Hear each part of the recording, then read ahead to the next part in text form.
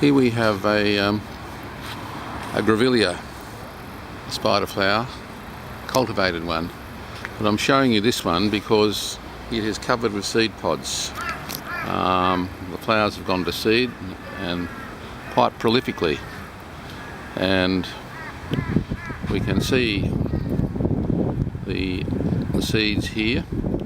I'm putting the keys down, and I might be able to show you a seed or two. Anyway, there's a seed pod and there's a seed, and the seeds are enjoyed by birds, particularly the parrots. And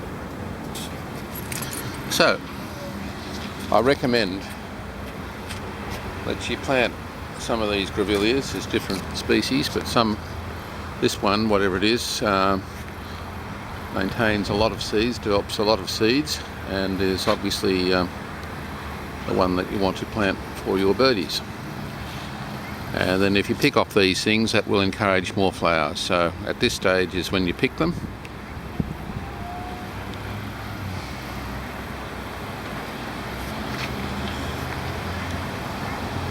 And that encourages a new bunch of flowers. If you leave the seeds on there, it'll be a longer interval between flowers as a general rule. So I would suggest you plant a series of these trees if you've got the space in your garden. Different species, so that you've got flowers throughout the year.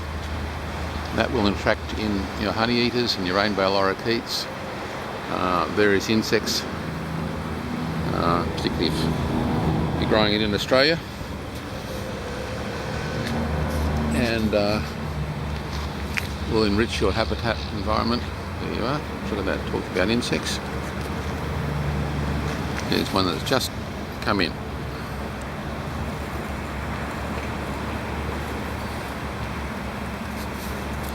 So insects then attract birds.